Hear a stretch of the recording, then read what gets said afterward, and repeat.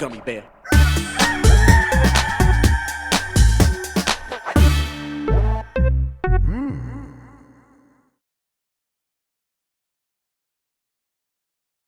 It's the internet, you're busy, let's do this for July 13th, 2022. For the next hour or so, let me help you sort through the world of gaming on Game Mess Mornings Live with me, Jeff Grubb.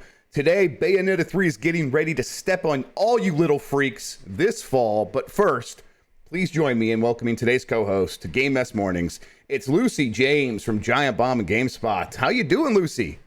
I'm ready to be stepped on. My best bitch is back. Yes. Oh, what news to wake up to? It's it was pretty exciting. Now, we're gonna talk about this, but I was like, you know, it's Wednesday. We do the Bombcast on Tuesday, so there's always like a lot of news there, and we do it a little bit later in the day. I'm like, there's probably not gonna be enough for the show. We'll have to figure something out. And then that happened. I'm like, that'll be a good, big, beefy thing to talk there at the top there, because there's a lot of angles we can go with, like what Nintendo's doing. But first, I want to talk to you. You said you had controller issues in your Mass Effect game. I've been having controller issues with my PC for forever, which is very frustrating because I have not had a controller plugged in ever since it started. And I was losing my mind. Every game's like, this controller is being weird, Jeff. I'm like, I don't have a controller. I will wring your neck. I hate you so much. And then I remembered that I am a complete and utter dumbass. And I had been using, it's a Razer keyboard that actually has analog keys. So the harder you press it, analog keys. And so it can operate like a controller. So to make it work, it actually needs to present itself to the computer as a controller.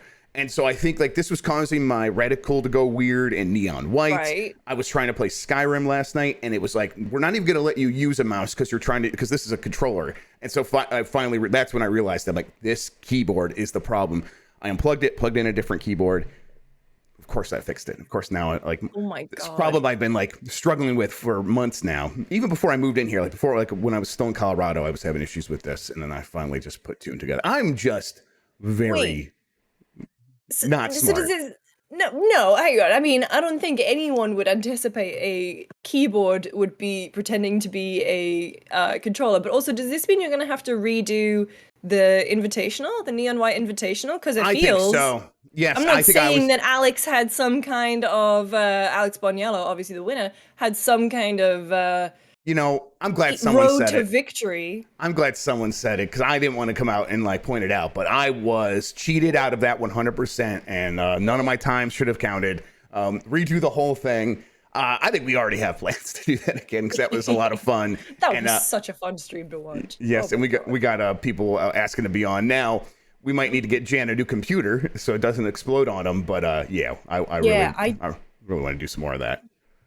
I don't know how we would do that without Jan's computer exploding, unless like another producer like Jason maybe has 3 people and then Jan has 3 people and a gap and he brings in Jason's feed or something. I don't know. The hope is that like maybe his computer's just enough out of date that when if he were to get something newer, 6 feeds would be like handled a little bit better by it. I think his I don't know his exact specs, but that's what they were saying. It's like it's about 4 years old or something like that. So maybe he needs an upgrade, and that'll help. But I don't know. Also, like, that was part of the charm of that stream too. When that tree popped up, I will never forget that tree. My entire life. Oh Absolutely. My God! Well, the best one was it was Jess. I have a hard stop at this time. And I'm like. I remember like someone's like, hey, should we Jeff's like, should we pause the stream? And then the tree just capital letters no. And I'm like, okay, we are in this shit, we're doing it. This is how we do a live stream on giantbomb.com. Congratulations. It was really really good. Okay, before we get into this mess, let's explain ourselves. Each weekday, I, Jeff Grubb, will help piece your gaming life back together. That includes breaking news, the catch-up, where we discuss the biggest topics consuming the lives of gamers everywhere, and maybe even bring in some of our own original reporting. For all these topics, I'll get the input of a bona fide expert who will help me look smart. If you are watching live on Twitch, welcome. You can always listen to the show later on podcast feeds by searching for Game Mess Mornings or find the RSS on giantbomb.com. You can also catch the show later with chapters and timestamps on YouTube. If you are watching on there, please be sure to hit that like button. It helps people find the show, and we just really appreciate it. Okay, we have a lot to get into, so let's start the morning mess with Bayonetta 3 is launching in October and gets a new trailer. Fight your way through the streets of Tokyo, the mountains of China, and many other locales. Along the way, you'll meet a virtual coven of Bayonettas, each more fabulous than the last. You'll also slash and slay as Viola, a feisty witch in training who fights with a sword, and a capricious companion, the demon Cheshire. Find out. Say it for me. Go ahead. Cheshire. Thank you so much. Cheshire. It's like Worcester. It's like Worcestershire. Okay. It's such a weird British word. They should just put it in Worcestershire sauce in there, and you can play as that. Find out what fate awaits Bayonetta, and if this arcane alliance can really save reality. There's more here from Nintendo, but hey, Bayonetta 3 got its release date. How are you feeling? Because I'm pretty excited. I was like putting Bayonetta 3 in the bucket where it's like, don't even get excited because who knows what's going to happen with that game. And now that it has a date, it feels more real. I know, that's the thing. I wanted to believe, like, cue X-Files, I want to believe poster, but it's a picture of Bayonetta. And it was still listed for 2022, but I was like, we're getting through the year. No release date just yet. But I feel like I remember Platinum saying that it was kind of done, right? Like they were just waiting to kind of get a release date. Am I making that up? Did that happen? I think they definitely implied that it was getting there towards the end of development, right. And they're like, we'll show it when we're ready. Basically, kind of saying when Nintendo says it's okay to show it, that sort of thing. That was it. And I was like, oh, okay. I mean, I would have been surprised if it had moved because I mean, God, when did they announce it? Years and years ago at this point. But then again, pandemic, my brain is mush. I have no. And Platinum seems like it's had a harder time with the pandemic than some of the other studios too. It's put out some games that have been disappointing, and the hope there is that the A team, right? People always say Platinum has an A team and a B team, and the A team's been working on Bayonetta 3 this whole time. That's yet to be seen. But it definitely seems like they were struggling to get this thing out in a timely fashion, which is, it's fine. That happened to a lot of studios. But it's here now, and it's like, okay, all will be forgiven if this comes out and it delivers for Bayonetta fans, right? But that also means that, like, hang on, October game releases. That is October's looking pretty. Yes, I was saying we had a lot of angles to go off of here. I didn't even think about this one. Yes. Definitely look into that. While you're doing that, I just want to say Nintendo announcing multiple sort of maybe direct worthy things in tweets and in YouTube videos this week. So we got the Kirby's Gourmet Race. I think that's what it's called. That Kirby's Buffet Race. That got announced, or the Kirby's Dream Buffet. There we go. I finally got it. Third time's the charm. That got announced yesterday. This gets announced today. We are probably not getting Nintendo-focused first-party direct anytime soon, right? Maybe in September. Like they are putting these things out sort of just piecemeal as they go. So is that your expectation that we should just kind of not be looking forward to a direct for a little bit now?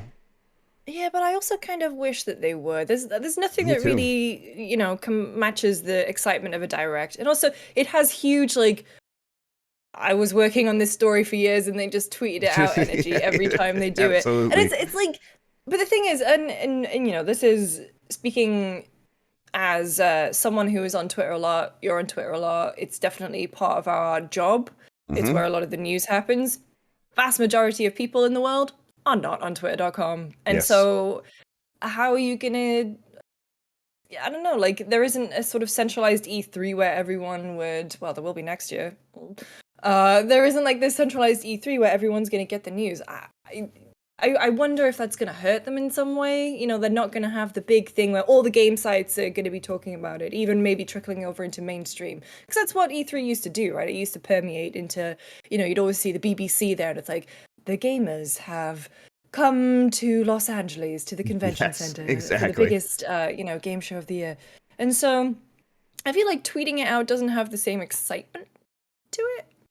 It definitely doesn't, but we've seen this past week or so. Sony tweeted out and Instagrammed, and only that, but like God of War Ragnarok's release date in that trailer, And that thing, like people point out, it was like this massive success on social media where it immediately got like 1 million views and all this stuff, and it's at 2 million views or something like that now. It just but a social media view counts as I like agree 3 100%. seconds. Yes, it's so cheap. It is. I mean, I get like people, and we're going to talk about this today. I mean, Twitter had like listed some games that were most tweeted about, and I think you're probably ideal to talk about this with. It's a social media like.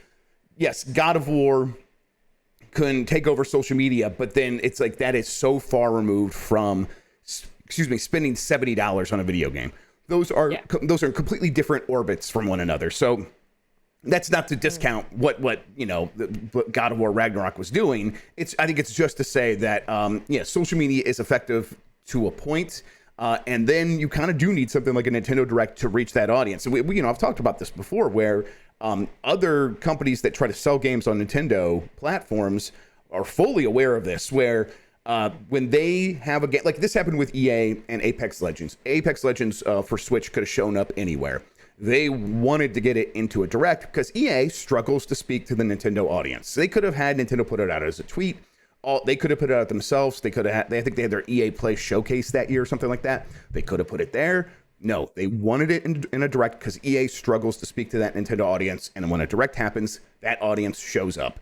And so, I wonder, like, what is the math that Nintendo does when they decide to forgo a Direct and say, hey, we have the release date for Bayonetta 3, we have this new Kirby game, we have Metroid Prime coming out in November, which is not confirmed, but it's something we've reported a couple times. And other things likely coming this holiday as well. And they still have like Advance Wars to give us a date for. There's all kinds of stuff they could talk about.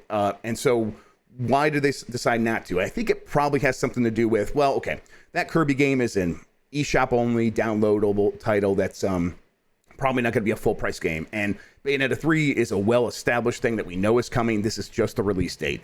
And Metroid Prime is just a remaster. I think they are looking around at their slate and like, these things are just not quite up to snuff to justify a Direct. And so let's just go put these things out using our social media feeds. And for us, that's still pretty effective. And, they did have their third-party showcase, the partner Direct, whatever, to help those partners out that do struggle to speak with Nintendo fans. So it's kind of, I think they are playing the hand that they've dealt themselves as best as they can, right?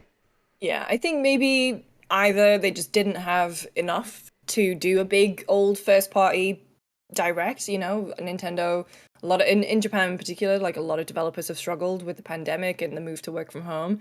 But I think the other thing that they might do is like, if this is just a release date and another trailer, I hope they'll do a deep dive. Like, this is a Bayonetta only Direct. And I hope they'll do that closer to the time. And like, that's not to say that it's discounting word of mouth or anything. It's sort of, and getting news that way. It's not discounting the work of social media. It's great, but it feels like less of a moment, I guess. Yes. If it's like, oh, I remember this Nintendo Direct because it was great because they had this, this, and this, and this, and this. It's like, you can ask me next year, when did they announce Bayonetta 3? I'll be like, oh, was it a Direct? Or, oh, no, it was a tweet, huh? Yes. But I remember specific press conferences from 2015 because it was so hype. And so I guess I'm just like jonesing for days gone by. But we were talking about October releases. Yes, please. What do you got? October is going to be a great year, a great month to be me. So because of Overwatch 2 on October 4th. Yep. You've got Nier Automata on Switch, October 6th, Midnight Suns, October 7th, No Man's Sky Switch, October 7th, Coral Island, October 11th. I'm using VG247's list, by the way. World Rally Championship Generations, October 13th. Saint Qatar, October 14th. But here are some of the big boys all bunched up together. October 18th, Plague Tale Requiem. 20th, Warhammer 40k. Shooter's Blood and Teeth. October 20th, Mario plus Rabbids Sparks of Hopes. October 21st, Scorn. Persona 5 Royal coming to everything else October 21st. Gotham Knights October 25th. Resident Evil Village Gold Edition. Modern Warfare 2 October 28th. And then now we have Bayonetta at some point, and then at the start of November, you've got Skull and Bones, God of War, Ragnarok, Pokemon Scarlet and Violet, and then Callisto Protocol. Start of December. Fall is actually filling up, right? It's I think even coming out of the the whatever E3 was this year, even coming out of the mess, we were looking at it. At least I was looking at it, being like, oh, I don't know if there's much coming this fall. It still feels a little bit barren, and now it took a few weeks to shake everything loose. And now that starts to feel like a real holiday slate, right? And it's now that's something for everyone. Exactly. And it helps that like something like God of War Ragnarok is going to be there's this anchor, and on the other side Call of Duty is like those two big anchors are still coming, and they're going to be like the things everyone's talking about, and then you'll have like you said, something for everyone to fill in the gaps in between. So yeah, I'm like Mario plus Rabbids, Bayonetta 3. I'm excited for a lot of stuff that's coming up. So yeah, looking forward to it. Going to be a busy holiday season though. Looking forward to that as well. Keeping with Bayonetta 3, Bayonetta 3 has added a nudity-censoring mode, says Platinum. This comes from Chris Scullion at VGC. I'm going to call this the the partner safe mode, where you're playing this game and they're not familiar with video games, and then they walk in the room and they see you playing as a lady whose clothes fly off and turn into her hair and then punch people, and that's probably something that's pretty difficult to explain. And Platinum acknowledges that in a new tweet posted by Platinum Games. Explaining the feature, which it calls Naive Angel Mode.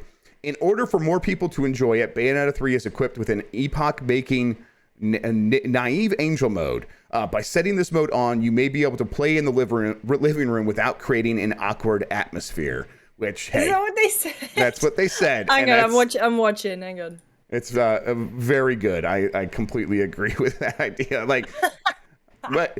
Well, more games should have that mode where like it's there was like this old like tool that you would put on like the school computer where you like hit a command key and then it would like bring up Excel or whatever, and then you would put it back down, then you can go back to play Doom or whatever. Every game should have that, but it's like when they walk in the room, you just hit the button and it turns from anime to like something like really respectable, and then you could turn it back to anime, whatever. So I think that's. You're saying anime is disrespectful. I'm saying anime. Someone walks in the room, sees you watching anime, they're like, "What is this violent cartoon porn?" Yeah. Exactly. Oh, that is a very good little showcase of it as well. Yes, that's. I always think about the real complexities of having hair as clothing. It doesn't seem comfortable. It doesn't. No, I mean I hate like hair getting like wrapped around my finger or whatever. Like that's the worst and happens to me all the time. So it's it's very annoying. But she seems to be just fine with it. She seems to be living her best life. Yes, so she's having a great time. It's a true fantasy setting where hair can be closed and everyone's happy about it. All right, Bandai Namco confirms it's been hacked and says it's investigating damage. This is also from Chris Scullion at VGC. Bandai Namco has confirmed claims that its servers have been hacked and confidential information has been acquired. Earlier this week, a ransomware group called ALPHV claimed to have ransomed Bandai Namco, suggesting it had acquired confidential files. Now, in a statement provided to VGC, the Pac-Man, Tekken, and Dark Souls publisher has confirmed that it was indeed hacked.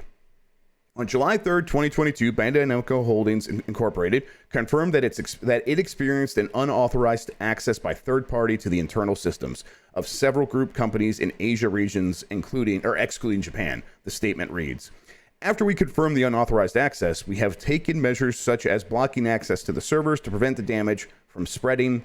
In addition, there's a possibility that customers' information related to the toys and hobby business in Asian regions, excluding Japan, was included in the servers and PCs, and we are currently identifying the status about existence of leakage, scope of the damage, and investigating the cause." This is, I mean, a really common thing. This is not just affecting games, but it is common in games as well. A ransomware attack for people who aren't sure. It's, basically these people either get in and they lock your system, or they get in and they take all your data. And in either case, they say, hey, give us money and we won't hurt you. Or we either unlock it or we will return your data. Now, when people take the data and hold that for ransom, these companies almost never pay. They usually shouldn't pay because the ransom ears are going to just keep it, even when they say they give it back to you. They'll just give you back the originals while keeping the copies, so they can keep doing this to you and keep extorting you. Now, Bandai Namco has not really said too much about what they're going to do, but they do go on. They say, we will continue to investigate the cause of this incident and will disclose the investigation results as appropriate. We will also work with the external organizations to strengthen security throughout the group and take measures to prevent recurrence. We offer our sincerest apologies to everyone involved for any complications or concerns caused by this incident. Now, we don't know exactly what they're apologizing for here because, like they said, they're looking into it, but they haven't said if it's credit card information or user emails and passwords and stuff like that. But at the same time, maybe they just honestly don't know the full scope, and they need to come out and say this relatively quickly. This thing apparently happened on Monday. We're here on Wednesday, and they're telling us about it. So they had to come out relatively quickly so they don't look completely like they are trying to hide it and squash it and keep it under wraps. So they came out, said it happened, and now we just need to find out exactly what the scope of this is. But this is something that's just going to continue to happen, right, Lucy? Oh, yeah. Then that's why you got to have your two-factor authentication turned on. That's right. But no, I mean, in terms of hacks and stuff, it's weird to comment on it because, not weird to comment, but like difficult to comment when you don't know the full scope of it. It's a good thing they're getting out ahead of it because otherwise you end up in the situation where the hackers have kind of got the power, and by coming out ahead of it, you do get some of that power back, and you also kind of show that you're being proactive and figuring it out. Would be good to know. They're still figuring out like what exactly has been taken. There's a possibility that customer information related to toys and hobby business. I'm upset at the use of the word leakage, to be honest. Yeah, that was, yes, you're right. I wonder if that is like the insider term for this stuff. Like, is that like when a security analyst comes in, he's like, well, you got to watch your leakage. You got too much leakage. We got to take care of this leakage. And everyone gets really uncomfortable because I would be. Yeah. That's pass the mop. We got to get the leakage. Yeah. So let's get the digi mop out here we'll clean up all this leakage. Yeah. It's, this won't be the last company that's targeted. These companies are probably particularly vulnerable because they do operate in so many regions and they have, secrets that people do want to know, right? So, and like Bandai Namco, and there's so many places for them to get in, I guess. Like there's so many people who work there who have access, right. And I don't know. It just takes one account, I guess, to get in. I remember like first starting here, and I got the training about like don't just plug in random USB things. I'm like, oh man, but it's so much fun to see what's on the dongle. They're like, that's the point. People know that. They just leave them around, and then they'll hack your system. I'm like, oh man.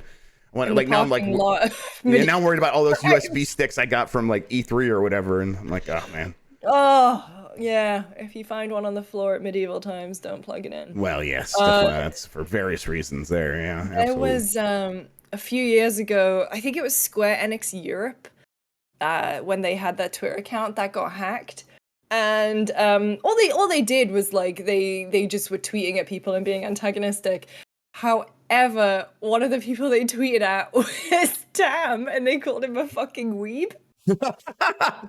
That's incredible. And so, for a while in the office in the UK, we had this printout of as like the official Square Enix account going at Tamor H fucking weeb. I'm so glad that because I was gonna say you should frame that. That's perfect. That's very good stuff. I think he still has it. I think he still has it somewhere. That guy is a fucking weeb, if I'm right. If I've ever seen one. He's infected me. I've been watching anime of my own accord now. There you go. Unbelievable. Let's see. Xbox cloud streaming won't replace consoles, Microsoft said. This comes from Eddie McHugh at GameSpot. Microsoft is pushing into a new category with its game streaming cloud service, but the company does not expect streaming to replace consoles anytime soon, if that ever happens. Pav Bhardwaj, senior global product manager for Xbox Game Pass, said in an interview that consoles will continue to play a role in the equation. Some people are always going to love playing on consoles, having a console in their living room to download and have that experience. I love consoles. Streaming is just another route, another option to open up gaming to other people. Bhardwaj went on to say, it's not that one is a detriment to the other. This is more of a rising tide, and it's a really good place to be in to offer all these different opportunities. There's still PC, and there'll be new form factors that come out in the future. Overall, Bhardwaj said cloud gaming will be a great alternative to consoles, not a replacement for them. Lucy, I'm of two minds of this thing. I think for one, obviously this is, I think we all kind of knew that this was what they really think, and they didn't expect, for most of us that they already have as customers, cloud streaming is at best an additive thing. But I also struggle, and this is probably just a lack of my own imagination, and I know internally, like Phil Spencer sets really high goals to deal with this sort of skepticism. But I have a hard time imagining the person that has been waiting to play games and just hasn't until they could just cloud stream it, right? For me, it's like I just don't see that person in my life, so it's hard for me to imagine like that is a massive audience, and that is what the real purpose here is. Do you get that at all? Yeah, I mean, for me, it's part of my Game Pass Ultimate sub. The only time I've really used xCloud is I was at my mum's house, 300 miles away, and my console was in London, and I had a code for 12 minutes, and I wanted to play it. I didn't have my Xbox. I streamed it, and it was great. And that was, that was my experience. It wasn't a very, it wasn't exactly a first-person shooter where it needed to be as latency-free as possible. And I just, just played through that game on by streaming it. And I was like, that's a great use case for it. It's like if I'm traveling, I don't want to take my console, and I can do that. The big thing about cloud streaming right now, and I don't think we're gonna be there for years. And I mean, cloud streaming has been, Ouya, remember? Never forget. Or not Ouya. What's OnLive? OnLive is what OnLive. Basically yes, the same thing. gosh. Though. I get it. Yes. They came out around the same time. Yep, they did. Yep. OnLive was my first press account, so I got like Saints Row 4 or something for free on there. I'm like, oh, I'm big time now. I got an OnLive press account. So, yeah. I went to a Eurogamer Expo in London around 2011, and they were giving out. It was either an Ouya or an OnLive for free. You just had to queue, and by the third day, it was like no one was queuing for it. I just walked up and got one. But no, so what I was saying is like, cloud gaming has been a kind of twinkle in the eye for a long time. But the problem is, especially in America, it's like not everyone has access to the high-speed internet that it requires. Yeah. Many people still have data caps. I have a terabyte data cap, which I thought was how do you excessive. deal with that? Yes. I can't. I had it in my first month. I'm like, maybe I'll try it out. My first month was like 1.6 terabytes. And I'm like, I'll give you your money or whatever. Yeah, just streaming, downloading games. It's honestly, the quiet summer months have been good because I haven't been going over my data cap.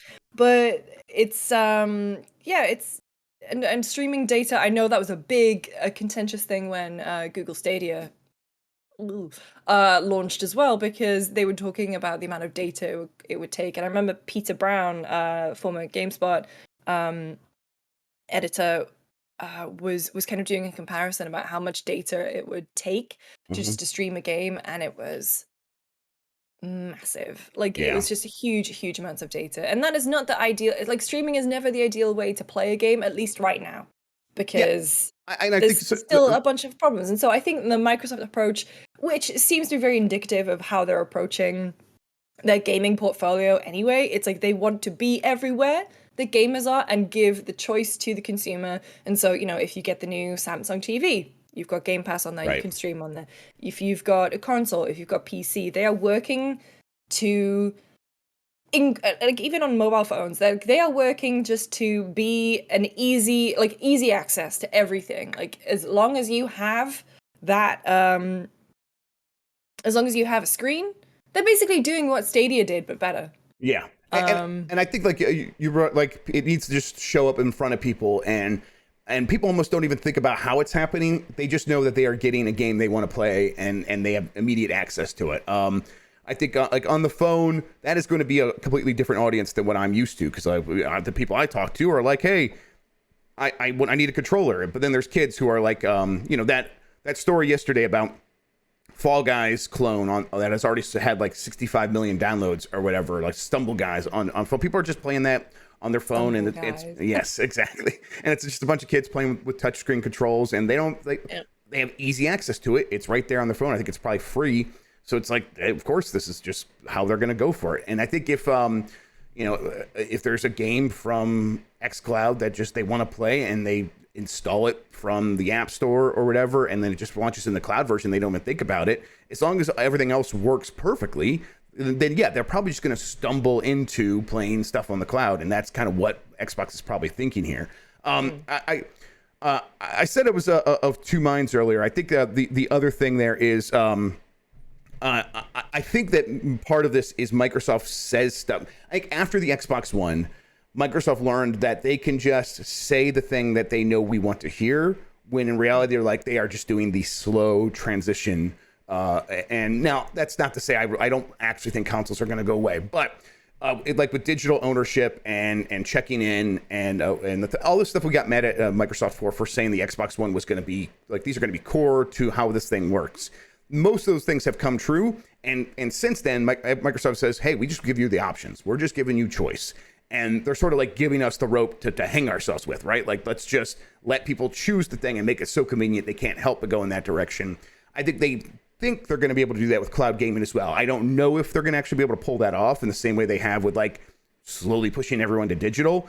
But I think they clearly, that is their strategy here, I think. Or maybe not clear, but I get the hunch that is also one of their strategies here. I guess we'll see if that actually works out.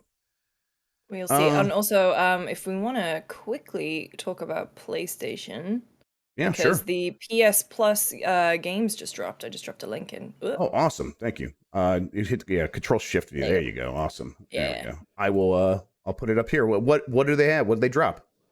Well, Stray is day one. Final Fantasy VII Remake Intergrade. Marvel's Avengers. And then we've got Saints Row 4, Assassin's Creed Unity, Assassin's Creed Black Flag. Pretty? Yeah, that's pretty substantial. I think that the thing I'm learning quickly about PlayStation Plus, this makeover, is that the extra tier with stuff like modern releases is fantastic. This is like it's pretty good library, especially if you're someone who's like, maybe you're like the $70 game price tag is hurting you, and you don't have this huge library already of this huge backlog. These games getting added once a month, that is pretty big. And it's cool to have this option now on PlayStation as well. Did they announce anything about the classic games? No. So wait. So these are just for premium and extra.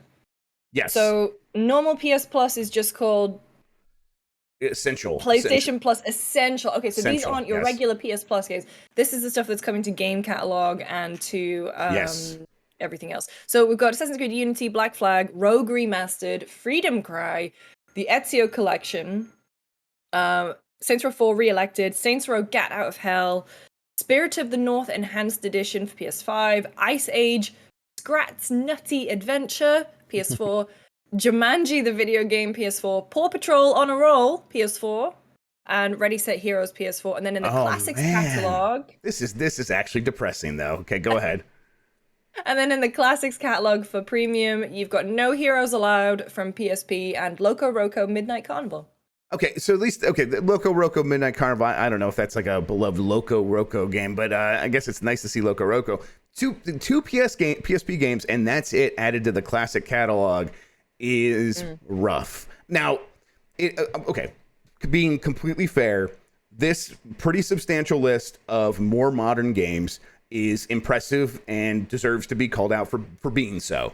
Even like we talked about, I think you were on when we talked about the stuff getting added to Game Pass, and there were a couple of kids games. Well, here's Paw Patrol on a roll as well. So they got like this breadth, and Ice Age, Scrat's Nutty Adventure. They have this breadth of options here that is pretty impressive. But if the reason to get premium is for the classic games. The classic games aren't on extra, and if you're paying trials. And game trials, right? And if you're paying extra for those classic games, it's not like there was a great selection to begin with, and then just to get to No Heroes Allowed and Loco Roco Midnight Carnival, both for PSP, just feels a bit like, oh, what am I paying for here? Am I really going to be getting my money's worth? I don't know. It's like a tale of two different tiers here. Extra seems really good. Premium seems a bit maybe lost in the woods. I don't know. I think for me is like I'm trying to let go of that sort of living in the past mindset, and I'm not saying that is like a bad thing at all, but I think definitely rely, and it's my anxious nature is that I'll rewatch a bunch of stuff over and over again, and that will kind of hold me back from not experiencing new things. Absolutely. So last year I did the year of no replays, no rewatches, and honestly, that was really good, and I really enjoyed it, and it's something that I've been doing like way more. I'm way more conscious of it this year, and so I'm like reading new things, I'm playing new things, I'm playing things that I've always meant to play, and so I I'm kind of in that mindset. So premium wise, I don't think I would necessarily get premium, but I think the extra tier is probably that sweet spot where I have access to this to game catalog, like you said, and even just PS Plus in general is really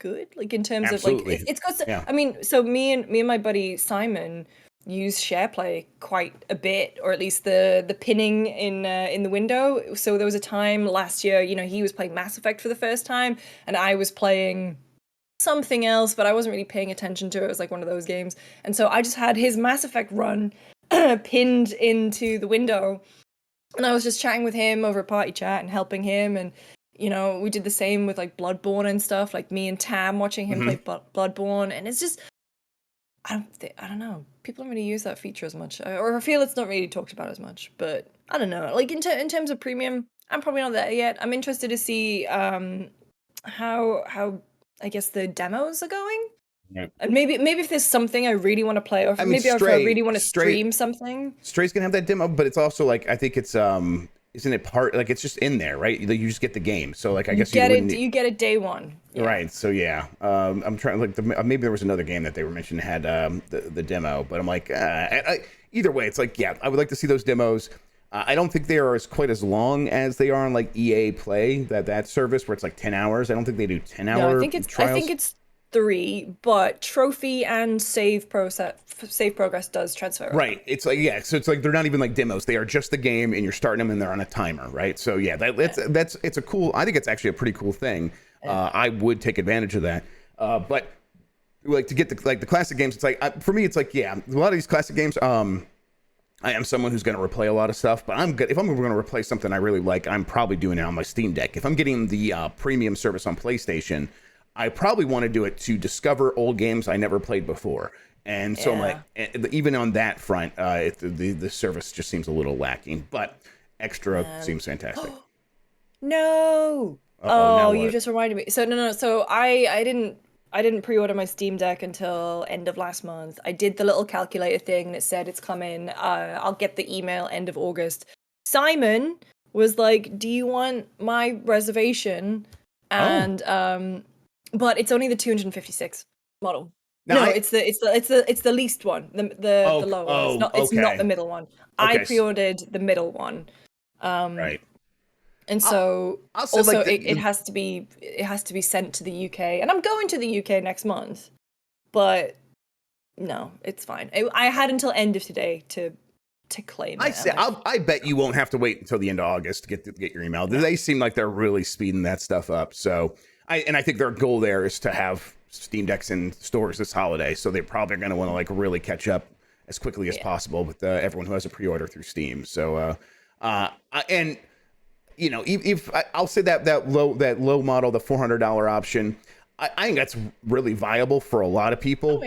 But if you have a 256 gigabyte pre-ordered, I would probably still just go with that. I'd keep it. I think like people for like normal people, like the SD card actually it reads super fast from that. If you put in a big SD card, it's like surprisingly quick how fast stuff loads off of there. It's like, it's not SSD, but it's like not that much slower. So I've been really happy with that. I keep a lot of games on the SSD or on the SD card for my 256 gigabyte model, which is the one that Valve sent me. And so like I've been like, okay, this is totally fine. That must mean that that lower end model is pretty viable as well. But I don't blame you for wanting to get the one that actually has an SSD. I know it's mostly like all of my friends have it. They're all talking about it, how great it is. And I have travel coming up, so I'm really just fingers crossed that I can get it in before I have not that it would last a 10-hour flight, but if I can spend 2 of those hours playing something. Well, I mean, the battery life thing is over. This is me being like, oh, I gotta because the Switch battery is actually not that great either. And every basically handheld since like the DS and the PSP has had battery life of like 3 to 7 hours. And you can, like, if you're playing the right game, you can easily get 7 hours out of the Steam Deck. But like if you're playing a modern game, if you play God of War on a Steam Deck, a game that just shouldn't run on a handheld period, you're going to get 2 hours maybe out of that. That's it. But the new features of like setting it to 45 hertz for the refresh rate and stuff, they put a lot of really smart things into this thing to get the most out of it. And that's been extending battery life for me in a lot of cases, where it's like, oh, now this thing does just feel like it regularly lasts longer than my Switch OLED. And the OLED should have an advantage where, like, when the screen's black or any of the pixels are black, that's not drawing any power. And yet it's like, oh, this Switch feels like it's running out of juice much quicker than my Steam Deck does. So yeah. Let's see. Nintendo Japan says it recognizes same-sex marriages, even though Japan doesn't. This is by Luke Plunkett at Kotaku. And he says, as spotted by Go Nintendo in a section called Introduction of a Partnership System, which I have to say is the most Nintendo-sounding name for a same-sex program. How can a company that causes so much joy just name things the most bland thing they possibly can? The advanced video system and our partnership system for same-sex marriage here at Nintendo. And okay, Nintendo announced that as of March 2021, the company has had a policy whereby same-sex partners can enjoy the same benefits as employees in an opposite-sex marriage. Kotaku goes on to write, that's a big deal where there have been attempts at both a national and municipal level in recent years to change this. It was only a few weeks ago that Japanese courts upheld a national ban on same-sex marriages, ruling them unconstitutional. In a case held in Osaka and decided on June 20th, it was found that under the Constitution, the definition of marriage did not extend to partnerships between people of the same gender. So another court just bumbling around and ruining people's lives because they can in another country. But this is a circumstance where capitalism is a pretty dark cloud, but there are some silver lines where these companies can just recognize that it's better to behave in a way that treats people in a positive and in the right moral way. And like a Nintendo, a company I think that I have the perception of being old-fashioned and stuck in their ways, sort of just embracing what is right here. And to me, this is a positive story in a situation where a country continues to treat people in a discriminatory way, right? Yeah, totally. And it's really nice to see Nintendo kind of rise above what the kind of Japanese government is saying and kind of going, no, this is what we believe is right for our employees and is right. And it's really nice to see it. And I wonder if it is because they obviously have this big relationship with Nintendo of America and they see how things are done over here. I don't know. I can't speak to the work culture within Nintendo if they have, employee resource groups and stuff. But it's just really nice to see, and it's also really nice to kind of for them to say it publicly, and not just kind of keep it private. It's like they're kind of doing the right thing and speaking out, which is very important. Absolutely. On Metal Gear's 35th anniversary, Konami says it's preparing to bring back delisted games. This is also from Chris Scullion at VGC. Shout out to Chris. Today marks the 35th anniversary of the original Metal Gear, and the official Japanese Metal Gear Twitter account posted a tweet celebrating the occasion. However, awkwardly, fans still can't play many series entries on modern consoles due to them having been pulled from storefronts last year. Konami said on Wednesday the games would soon return. The Metal Gear series, launched on 13 July 1987, celebrates its 35th anniversary today. The tweet reads, "We are preparing to resume the sale of titles that had been temporarily suspended." Now, I was under the impression that these games were taken off of sale because of like some news footage and stuff that they had to get the rights to and stuff like that. I thought. It was like a lot of games. It was like many of them. I'm like, are they all using footage from like the same company that has rights issues or something? It was, I mean, I suppose that's possible, but it just, it seemed weird to me.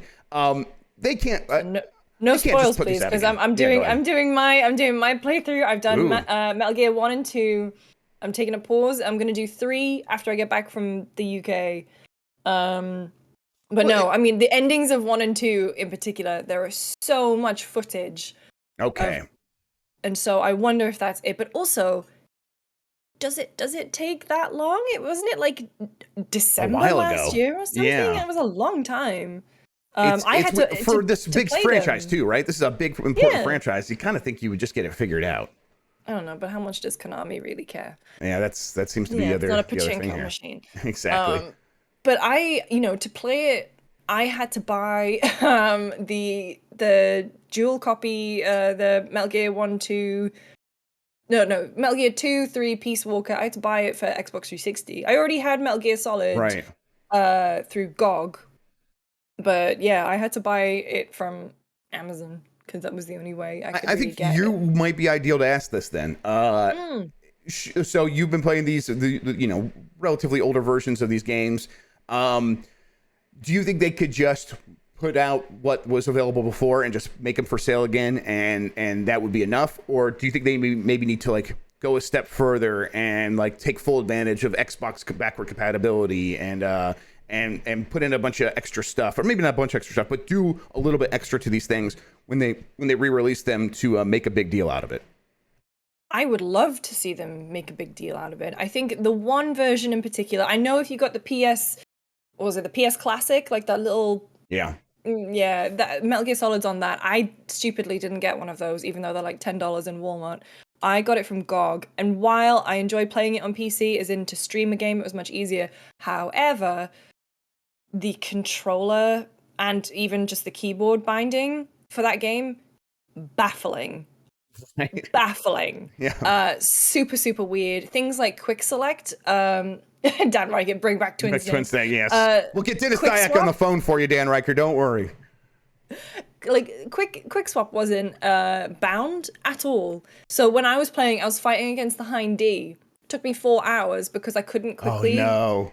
And then someone disgusting. in chat was like, "Have you got this bound?" And I was like, "No." And then I did it like third time after that. It was ridiculous. Yes, of course. But I would love to see them make a big deal of it. I know the rumor mill is like, oh, Blue Point is making a remake of Metal Gear Solid, which would be amazing.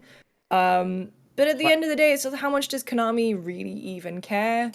Yeah, I think hope that VGC someone said like Sony Virtuous is remaking, maybe not remaking, but remastering Metal Gear Solid 3 as well. And I think that rumor sounds true, actually. So yes. But I mean, I was playing 2 not too long ago, and like 2 is still a miraculous game in a lot of ways. I was still surprised by so much. I've never played it. It's fantastic. I need to play it, I hate to be another one of those people. No, I believe it's it. Great. I watched a little bit of Kind of Funny playing through it like last year or whatever, maybe earlier this year. I lost track of time, but I'm like, oh, this game looks like it actually is saying something. That's fun. So I'm gonna give it a shot. It is weirdly prescient. Yes. Weirdly prescient. Like I know the big joke is like Kojima talks about memes, but there's just a ton of stuff about authoritarian governments and all that kind of stuff, and control, social media. Like, it's all in there, and this is a game from 20 years ago. But even just like down to the gameplay, I'm not going to go on about it too much, but there's just like tiny little things. Like, if you accidentally, you can, if you go outside, you get rained on, you come inside, you can sneeze and give away your position because you got wet outside. Like, it's ridiculous. Like, if there's a body on the ground and it's asleep, you tiptoe over him so as not to wake it up. It's ridiculous. It sounds like a guy who would love the idea of when Nintendo introduced tripping in Super Smash Brothers, but somehow he makes it work in his games. Like, it didn't work in Smash Brothers, but he makes it work. I need to play Metal Gear Solid. I love Metal Gear Solid 1, but when I found out Snake wasn't the main character, I never really got around to it because I'm weird. I'm a weird person. So I didn't know that at all. What I played. Okay. But you played through it, right? I didn't. I played you didn't know that? That is incredible. Yeah, that's like not knowing the. Darth Vader is Luke's father. Like, yeah. I had no idea. That's so cool. It was just me on stream going, "Who the fuck is this? Who's this? Who's this? Hello." No, can you imagine how people felt back then when that happened? Yeah. Yes. No, I had a ton of people in chat just going, 20 years ago, this blew my mind. How do you not know this? But anyway. That is incredible. All right, let's get to the catch up. Twitter listed the most talked about games of the year so far. I don't know if I buy this list, but I'll ask you, Lucy. You seem to be even more tapped into social media than I am. Let's go here from the top 10. Actually, let's start with the bottom. The Legend of Zelda, then Valorant, Fate / Grand Order, which I think is like a card game in Japan. Elden Ring, which is so it's not number 1. Apex Legends, Project Sakai, Final Fantasy, Ensemble Stars, Wordle, and then number 1 is Genshin Impact. And I think they have like in numbers here, it's like the 2021 placing. So Genshin Impact that's 2 years in a row at number 1 for Genshin Impact. Now, I think Wordle is like a not too surprising. The thing everyone just talks about their Wordle every day. To me, it felt like Elden Ring took over the internet and took over Twitter specifically. I'm surprised that it only got up to, what is this, like 6 on the list. So that's, I don't know. Maybe that's why I'm like skeptical of this list. What do you think? That's very surprising to me. Like Wordle, I can absolutely see, because I think as well, Wordle's sort of social media integration was incredibly clever. Just the kind of way it was a, if you know, you know, for a while, and then everyone started doing it, and it was a very clever integration. Genshin, I can totally see. Genshin is massive, but oh yeah, and that's right. Spotify was gonna buy Hurdle, which is basically like the music version, which is really good. Framed is my favorite though. It's like guess the movie from the screenshot. Elden Ring being below Apex Legends is very surprising to me. Like Apex has had a great year, new season, new characters, the whole thing. But Elden Ring, like you said, took over. Absolutely, it's still taking over, and maybe it's just because people weren't writing Elden Ring. Like, and maybe some of the videos were just not. Maybe, yeah. Like that. Like, do I trust their tracking here? That's kind of where I'm at. Where I'm like, I'm not fully sure if I trust the system that they used here. And again, people that are wondering what we're talking about, this is Twitter's most tweeted about games in the first half of 2022. I mean, most tweeted about to me sounds like, yeah, you'd have to say the name, right, instead of just like posting a meme from it. I know these companies have sentiment tracking, and they can use AI models to see how people are feeling about stuff. I don't know if they have like subject tracking to that. I mean, it seems like they do, but maybe Elden Ring is especially difficult to track, or maybe we are just underestimating like that small, that subsurface crowd that is just always talking about their favorite games, and maybe Apex Legends is one of those. But then it's like Fortnite isn't anywhere on this list, and maybe that's just a different audience. Maybe that audience isn't on Twitter and they're elsewhere. Yeah, but because it's still huge. Because the kids don't think Twitter is cool. Yeah, exactly. They're still on their Snapchats and their TikToks. That's one that I would love to see. I would love to see where games rank on TikTok. Yes, for sure. Because I imagine Genshin would still do massive numbers over there. Right, but Elden Ring was also huge on there too. I mean, again, that TikTok is so algorithm based that it's like, of course, it was serving me up Elden Ring stuff, because I watched one video and I watched it all the way through a couple times, and it's like, okay, well, you're going to get a million more Elden Ring videos. But there was a time there where I was not getting a lot of video game stuff, and then suddenly every other video was about Elden Ring. So to me, it was like, oh, Elden Ring, obviously huge on TikTok, but I bet you're right that they just wouldn't even show me Genshin Impact, and there's probably millions of kids out there who are watching that stuff. The only game that TikTok seems to think exists for me is Top War. Top War, man, motherfucking.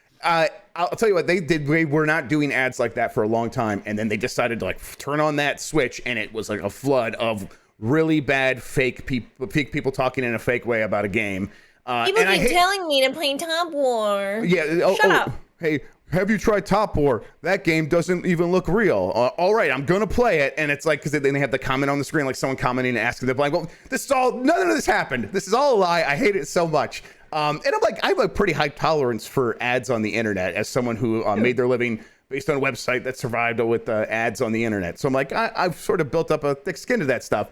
Something about the way TikTok does it just feels so grating. I don't know. The only one I love is there is a Chinese game. I think it's called like Legend of the Phoenix or something, and it's one of those animated episodic games where you pick the choices, but it is wild. You basically you start like one of the ones I saw was like, you're a concubine and your sister is also a concubine in the emperor's palace, and your sister pushes you over trips over herself and then tells the emperor that you did it. You get sent to prison, and then you come back and then you poison your sister and take her baby and pretend that it's yours. And it's like wild. Those are the only ones I will watch all the way through, just because they J-Unit in chat, are you all not skipping TikTok ads? No, I pride myself on how fast I can recognize it's an ad and just immediately skip by. I'm like, fuck you, algorithm. See how fast I skip through this shit? Don't show it to me anymore. They still try. I never had ads. Yeah. I had no ads. I've been using TikTok since 2018. People, yeah. I never had ads until like a month ago, and then. Yep, and I think they literally just kind of turned on this new ad model. Real quick on this as well.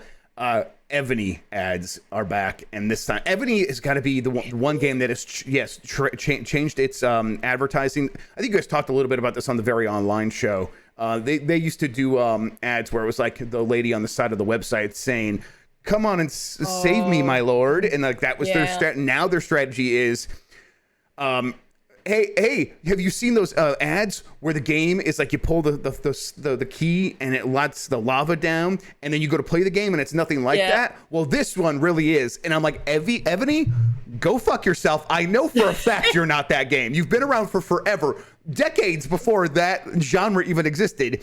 At best, maybe there's a couple levels like that, but I know you're just one of those mobile social strategy games. I hate you so much. I think that one drives me crazy too. Fuck. Yeah. No, now that you said that, I was like, oh yes, I have had that. I am just like the balls on these people to be like, this one really is that game. No.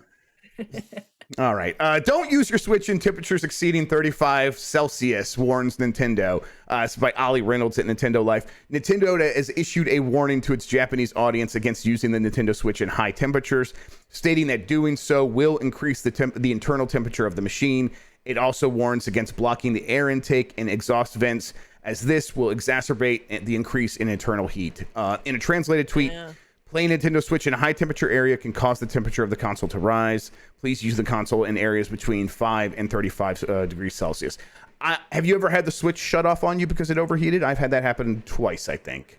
No, I've never had a Switch. I've had an iPhone do it.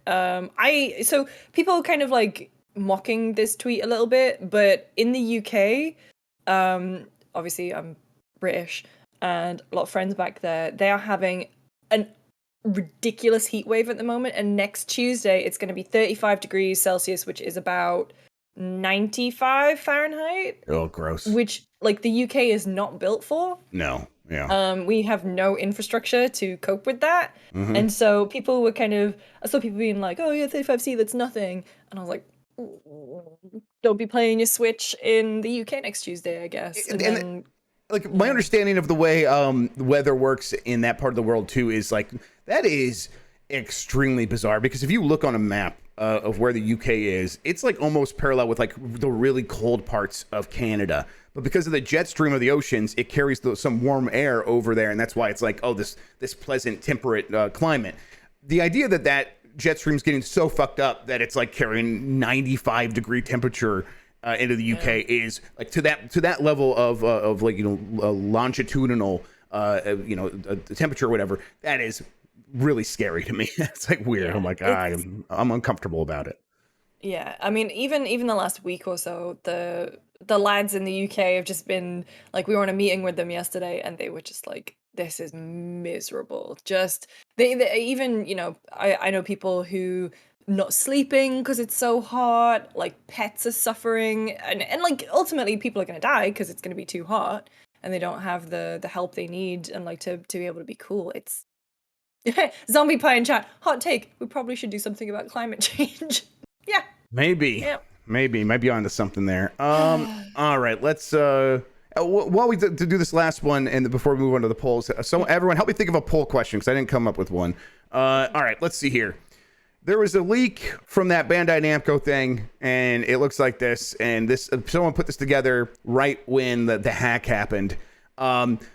This is almost certainly fake. So for people who are listening to the audio version, it says in Q1 fiscal year 2023, Armored Core, Dragon Ball: The Breakers, and then fiscal year 2020 or Q2, Little Nightmares 3, Dragon Ball Fighter Z Super, Digimon Story, Cyber Sleuth 2, and then Q3, an Elden Ring DLC, Tales of Ascension, Tekken 8, and then Q4, Code Vein 2, One Punch Man, Fighters Association, and Dragon Ball Xenoverse 3.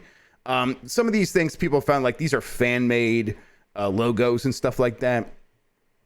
This is almost certainly not true. So I would just don't get your hopes up for this stuff. This would also be a pretty wild year for any publisher. I would be very surprised if Bandai Namco is going to put all this stuff in 1 year. But yeah, fair enough. Yeah. Okay, let's move on to the poll here. Do you expect PlayStation first party games to come to PC under 2 years in the future. So the way it's been working mostly is a big PlayStation first party game will come out, and then about 3 years later, it'll make the transfer to PC. And there's been some back and forth on exactly how long that takes. Some longer, some a little bit quicker. But for the most part, it's been around 3 years. We're starting to hear stuff like maybe Returnal could come to PC very soon. That game's about a year and a half old, right? So that would be pretty surprising. And so I asked people what they think. I gave them some options here. Every game was 31.4%. Most games, by far the winner, at 47.8%. 18.7% said a few games will come from PlayStation in under 2 years to PC. And then 2.1% said that'll never happen. And I think that's, probably correct. They're saying most games are probably going to make that jump. And I think it's not going to be so much a strategic decision, right, Lucy? It's going to be like, can they get the ports done? And that'll be the real bottleneck, right? I think Sony's kind of commitment to quality, especially when they're considering, they're not putting your God of War Ragnaroks on premium day one, right? They want to have the prestige. They want the money to go to the developers and stuff. But I think Sony cares about their image a lot. And that's not to say that Microsoft doesn't and other companies don't. But I think Sony cares about their image enough to not want to put out a bad port, because they've seen what happens when a bad port does come out. Look at Arkham Knight, look at Dark Souls, look at Mass Effect Legendary Edition's controller support. But I think they want to make sure that if a game does come to PC, it's going to be not necessarily the best way to play, because they still want that to be their consoles, but they want it to be really, really good and have, everything that PC players expect. There are some games, oh God, what was it recently? Oh, Diablo Immortal. Obviously, that was a port of a mobile game, but the fact that you couldn't change resolution or anything and stuff like that, it's bad press for them. They don't want it. They don't need it. And so I guess it also depends on the engine that was used to make sure the developers can port it over properly. And it's like a logistics thing. Is Bloodborne ever going to make it to PC? Is it going to be a really intensive thing for them to put it on PC? Right. It never even got a PS5 patch. It just runs a little bit better. And it's like that work shouldn't be, we shouldn't just assume that's they'll just flip the switch and make it happen. It's going to take time, and they only have so many resources to make that stuff happen. Lucy, help me out here. So I want to do it about Konami bringing back Metal Gear Solid. Metal Gear. Should I do, when Konami brings back Metal Gear Solid games, will you play/replay any of them? Or should I just straight up ask, have you played a Metal Gear Solid game before or something like that? But I mean, I feel like this first one's probably better. What do you think? Yeah, I think, would you replay them? Yeah. So I mean, the weird one is there's no access to is Metal Gear Solid 4, right? You have to get a PS3. Right. Hopefully that's the one I really want them to figure something out with. And I mean, now, obviously they could do the streaming with PlayStation, but it's man, just do that port. Just do that port and put it natively on these new consoles. Unless PlayStation's gonna do the thing, because some of those games you can download. So right. Yes. Oh, I can get my copy of 4 when I go home. There you go. Okay. There we go. Now you're good. Now you're good. All right. So just slow down their playthrough. You got a month, and then you pick it up. Then you're good. All right. Fantastic. I am. Let's see. Let's do hashtag Game Mess Mornings, and then let's tweet this thing and wrap up for the day. Okay. So we have a schedule here for what's happening on Giant Bomb. Today, Arcade Pit, Albummer, Jeff's Bizarre Adventure, One Punch Man 04, and Escape Academy Quick Look. I was on that Escape Academy Quick Look. Check that out. It was a lot of fun.